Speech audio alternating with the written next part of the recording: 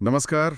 आज हम एक ऐसे मुद्दे पर बात करने जा रहे हैं जो आजकल शिक्षा जगत में आप कह सकते हैं काफ़ी हलचल मचा रहा है। जी। मामला जुड़ा है सुप्रीम कोर्ट के एक हालिया फैसले से, जिसमें शिक्षकों के लिए ये जो शिक्षक पात्रता परीक्षा है, टेट, उसे अनिवार्य कर दिया गया है। हाँ, टेट।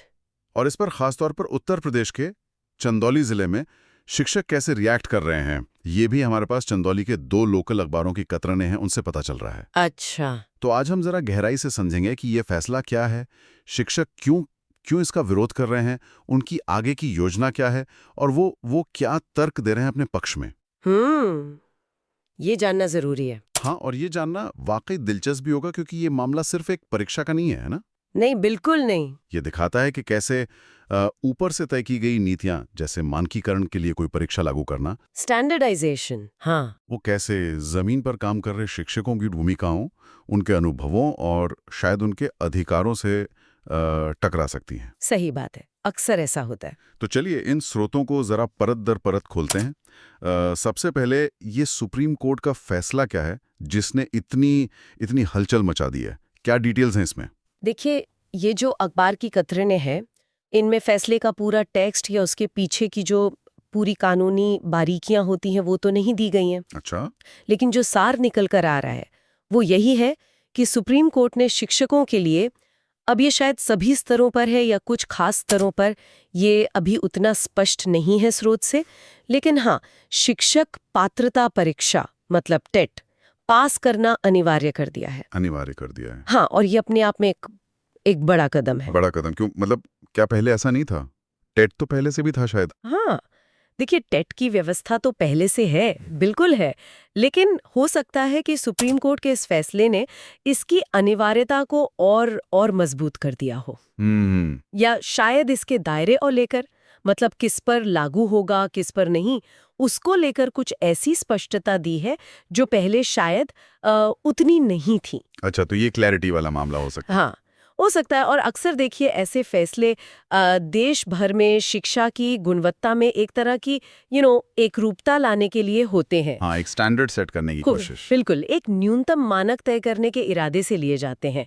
मतलब सोच ये होती है कि हर शिक्षक के पास पढ़ाने के लिए जो जरूरी बेसिक ज्ञान और स्किल्स हैं वो होने चाहिए। सही है। लेकिन यहाँ समझने वाली बात यह है कि इसका सीधा असर पड़ता है हजारों शिक्षकों पर जो शायद सालों से पढ़ा रहे हैं। हाँ, जो ऑलरेडी सिस्टम में है। बिल्कुल। या जिनकी नियुक्ति की प्रक्रिया शायद अलग रही हो, उस वक्त ये नियम न रहा हो।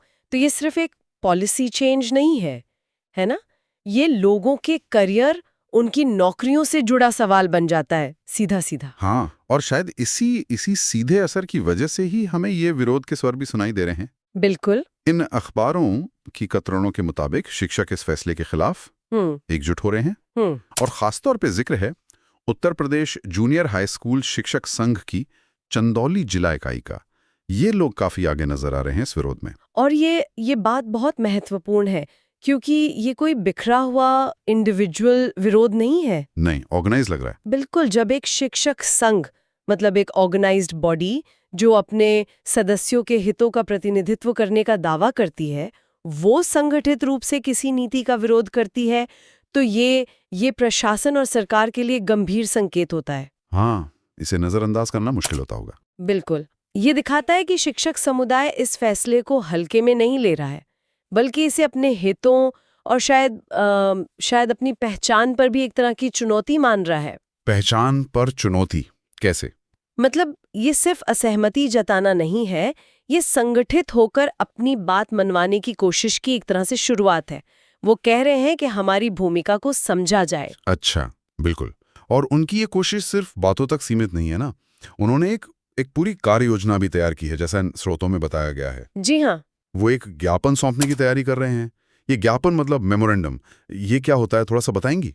हाँ, ज्ञापन या मेमोरेंडम ये एक तरह का औपचारिक पत्र होता है, फॉर्मल लेटर, जिसमें कोई समूह या संगठन अपनी मांगें या शिकायतें या सुझाव जो भी हो वो लिखित रूप में अधिकारियों के सामने रखता है। ठीक है। ये एक तरह से विरोध दर्ज कराने का और अपनी बात ऑफिशियल रिकॉर्ड पर लाने का एक स्थापित तरीका है। डेमोक्रेटिक सिस्टम में अपनी आवाज उठाने का ये एक अहम जरिया माना जाता है। अच्छा, तो ये ज्ञापन किसे दिया जाएगा? क्या चंदौली के ही किसी अधिकारी को? नहीं, यहीं पर बात दिलचस्प हो जाती है।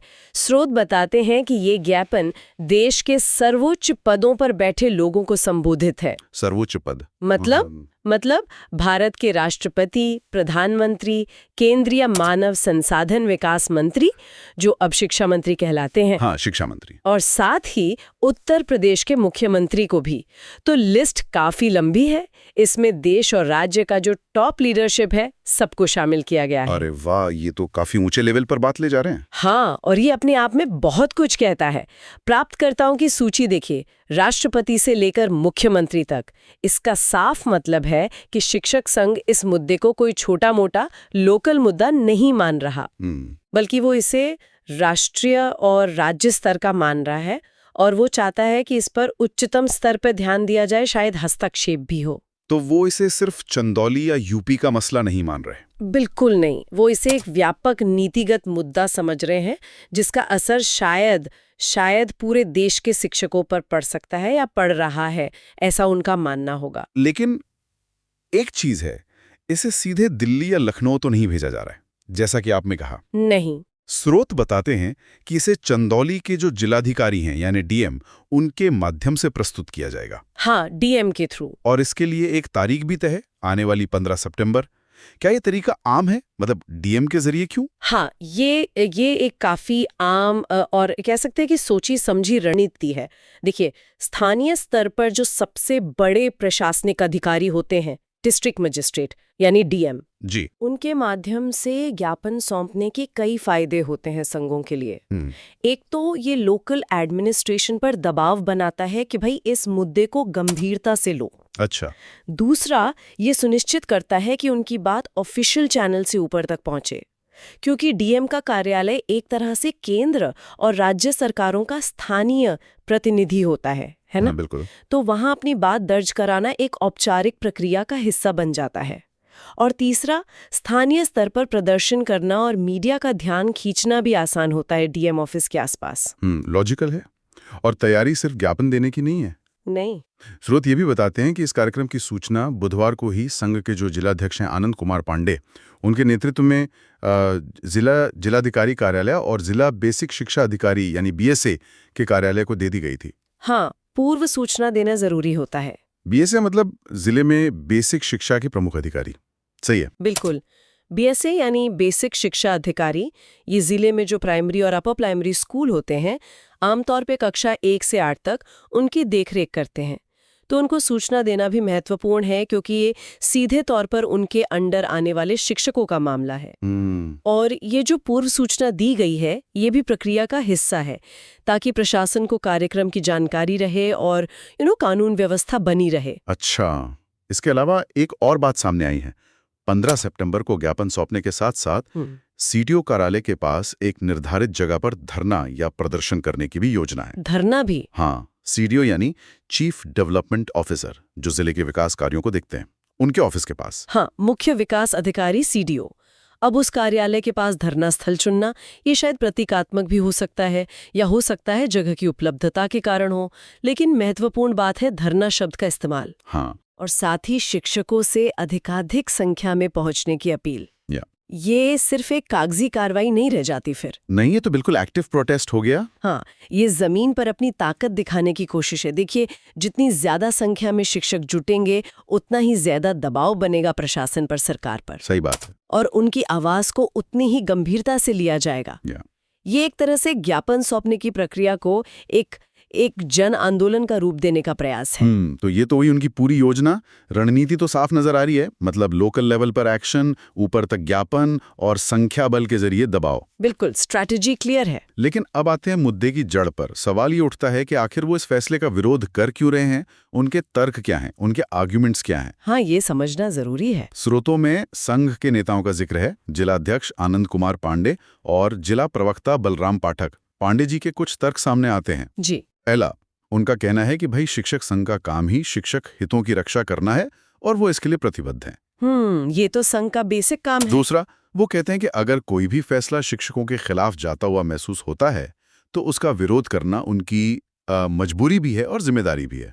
अपने सदस्यों के प्रति जवाबदेही। हाँ, लेकिन उनका तीसरा तर्क जो है वो शायद ज्यादा अहम है और मामले को एक अलग आयाम देता है। अच्छा, वो क्या है? हाँ, तीसरा तर्क लोकतंत्र और राष्ट्र निर्माण में शिक्षकों की भूमिका पर केंद्रित है। राष्ट्र निर्माण? हाँ, आनंद कुमार पांगे कहते हैं कि शिक्षक समाज में बच्चों को गुणवत्तापूर्ण शिक्षा देते हैं, उन्हें योग्य और कुशल नागरिक बनाते हैं, जिससे भारत का भविष्य संवरता है। वो इसे सिर्फ एक नौकरी नहीं बल्कि एक बड़ी जिम्मेदारी के तौर पे पेश कर रहे हैं। और यहीं पर ये तर्क सीधे टीईटी की अनिवार्यता वाले मुद्दे से जुड़ जाता है ना? कैसे? देखिए, जब वो कहते हैं कि हम राष्ट्र निर्माता हैं, हम भविष्य संवारते हैं, तो उनका इशारा शायद ये है कि ये जो नई अनिवार्यता लाई जा रही है यानी टेट, वो हमारे इस महत्वपूर्ण काम में या तो बाधा डाल रही है या फिर हमारे जो अनुभव है, जो हमारा योगदान है इतने सालों का, उसका अनादर कर रही है। मतलब वो कह रहे हैं कि हमें सिर्फ एक परीक्षा से मत आंको। शायद यही बात है। वो अपनी पहचान को सिर्फ एक कर्मचारी के तौर पर नहीं देख रहे, बल्कि समाज और देश के निर्माण में एक अहम कड़ी के रूप में देख रहे हैं। और इस नजरिए से ये नया नियम उन्हें शायद कहीं ना कहीं कमतर महसूस करा रहा है। तो क्या ये माना जाए कि वो टेट को मतलब गुणवत्ता सुधारने का जरिया नहीं मानते या उसके खिलाफ हैं पूरी तरह? शायद स्रोत सीधे तौर पर ये तो नहीं कहते कि वो टेट को खराब मानते हैं या गुणवत्ता के खिलाफ हैं, लेकिन उनके तर्कों से, जिस तरह से वो अपनी बात रख रहे हैं, उससे ऐसा जरूर लगता है कि वो इस अनिवार्यता को, हाँ, अनिवार्यता शब्द पर जोर है, बिल्कुल, खासकर शायद मौजूदा शिक्षकों पर इसे लागू करने को गलत मान रहे हों। हो सकता है उनका मानना हो कि जो शिक्षक सालों से पढ़ा रहे हैं, जिन्होंने अपना काम साबित किया है क्लासरूम में, उनका मूल्यांकन सिर्फ एक परीक्षा के आधार पर नहीं होना चाहिए। हाँ, अनुभव का भी वजन होना चाहिए। बिल्कुल, उनके अनुभव और क्लासरूम प्रदर्शन को भी महत्व दिया जाना चाहिए।